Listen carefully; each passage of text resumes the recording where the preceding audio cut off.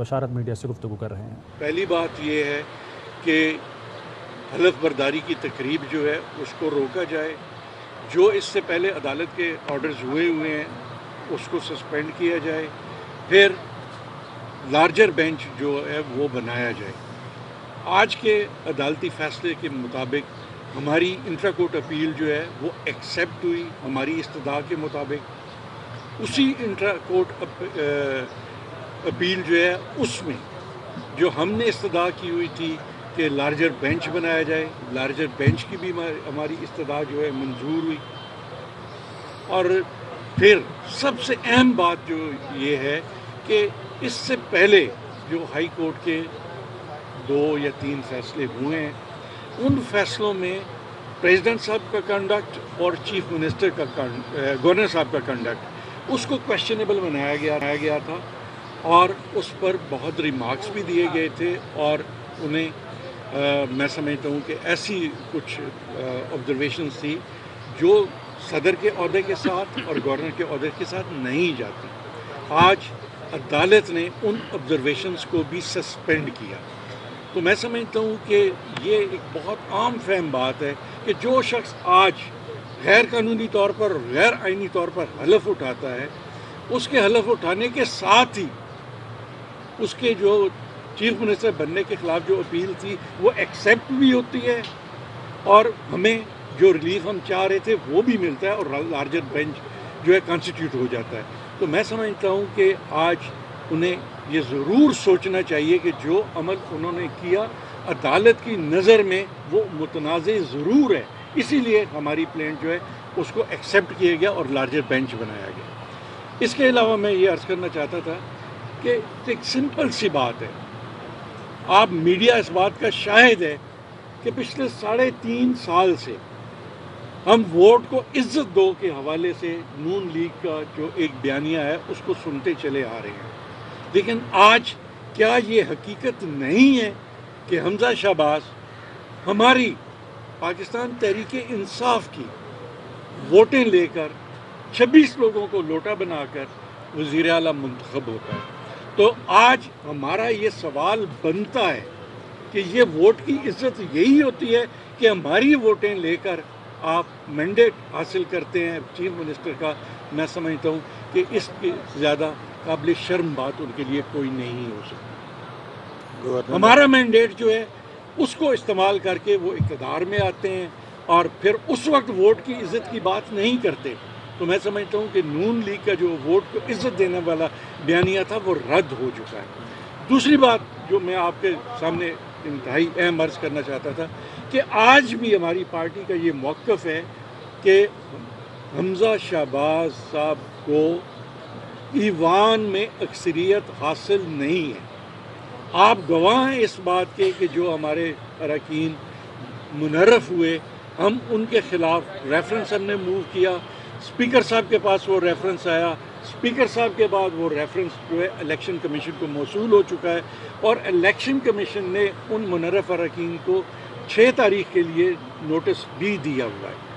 تو اگر 26 ووٹ آج ہمارے ان سے مائنس کر دیں تو پاکستان تحریک انصاف پنجاب اسمبلی کے ایوان میں سب سے بڑی پارلیمنٹری پارٹی ہے،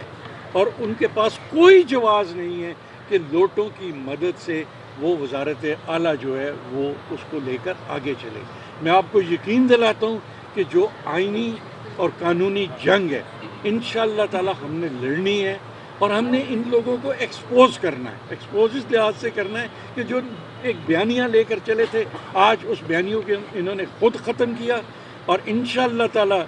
6 تاریخ کو جب وہ لوٹے وہاں سے ڈسکوالیفائی ہوں گے تو آپ دیکھیں گے کہ چند منٹوں کے اندر حمزہ شہباز جو ہے وہ اپنی اکثریت کھو چکے ہوں گے۔ میں یہاں عددی لحاظ سے بھی آپ کو عرض کر دینا چاہتا ہوں کہ حمزہ شہباز صاحب کو 197 ووٹ ملے تھے جب وہ الیکشن لڑے، اس میں سے 26 ہمارے نکال دیں تو 171 ووٹ ان کے پاس رہتا ہے، اور اس کے مقابلے میں 172 اسی ایوان میں ہمارے پاس ووٹ موجود ہے۔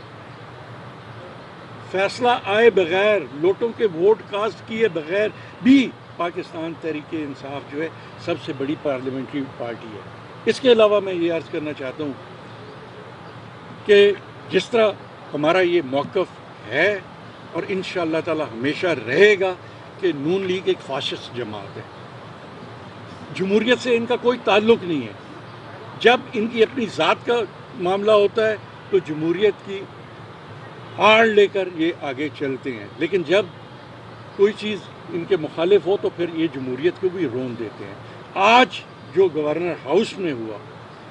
آپ نے دیکھا کہ گورنر پنجاب جو اس وقت آئینی لحاظ سے صوبے میں مرکز کے بھی نمائندہ ہیں اور کنسٹیٹیوشن کے حوالے سے سب سے بڑا آئینی عہدہ جو ہے اس صوبے کا وہ ان کے پاس ہے، ان کی اجازت کے بغیر گورنر ہاؤس کے پریمیسز کو استعمال کیا گیا، قبضہ کیا گیا اور اس کو مس یوز کیا گیا،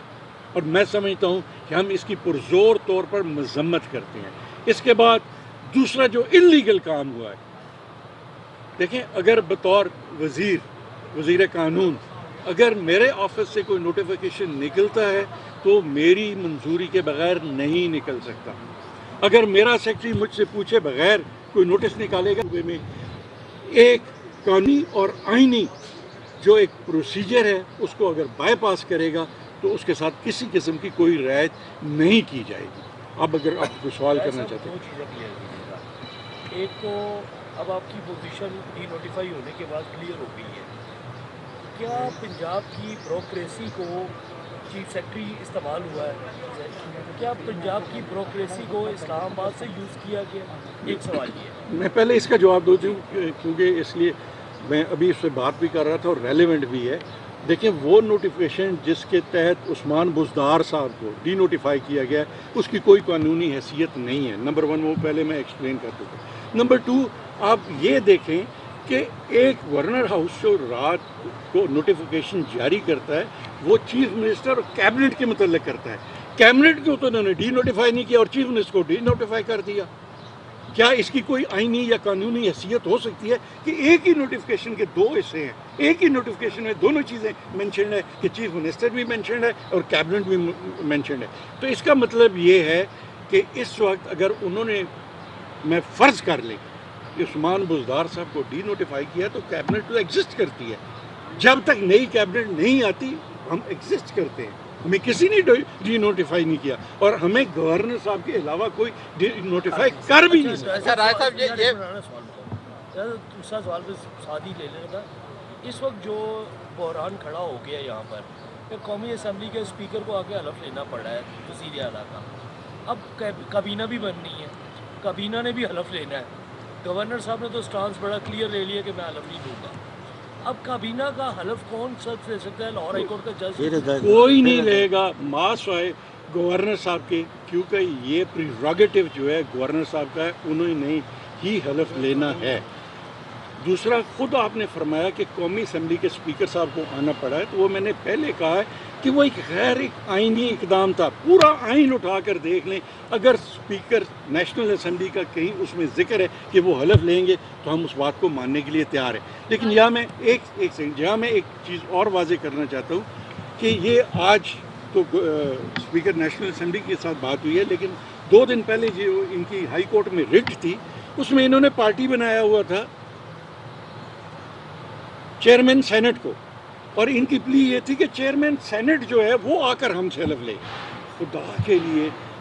آپ سارے لوگ روز عدالتوں کو بھی کور کرتے ہیں، اسمبلیوں کو بھی کور کرتے ہیں، کیا پروونشل اسمبلی کی اسکیم آف تھنگز میں کہیں چیئرمین سینٹ ایگزسٹ کرتے ہیں؟ کیا آئین میں کہیں وہ ایگزسٹ کرتے ہیں حلف لینے کے حوالے سے؟ کس قانون کے تحت انہوں نے جا کر عدالت میں کہا جی کہ چیئرمین سینٹ ہم سے حلف لے؟ سو آئین اور قانون کو بائی پاس کرنے کا ہر جو ہے حربہ یہ استعمال کرتے ہیں، اگر چل جائے تو ٹھیک ہے، نہ چلے تو خاموشی اختیار کریں۔ جو رائے صاحب دو بڑے کھلاڑی تھے پنجاب کے اندر، ایک تو گورنر چیمہ صاحب ہیں وہ ڈٹے ہوئے ہیں، دوسرے ان کے بڑے کھلاڑی تھے عثمان بزدار صاحب۔ رات گئے بھی آپ لوگ ان سے ملتے رہے، مشاورت ہوتی رہی اس معاملے کے اوپر، لیکن وہ اپنے پاؤں پہ کھڑے نہیں ہوئے اور یہاں پہ بھی وہ آئے اور چلے گئے۔ کیا وجہ تھی؟ کس بات کے لیے ان کو منایا جا رہا تھا رات کے؟ بالکل میں سمجھتا ہوں کہ کوئی ایسی بات نہیں تھی، لیکن اگر آئین اور قانون کے مطابق دیکھیں تو وہاں پہ ذکر ہے chief minister and his cabinet. Cabinet ساری آپ کے سامنے کھڑی ہے, تو جب کیبنٹ سامنے کھڑی ہے تو اس کا مطلب ہے چیف منسٹر بھی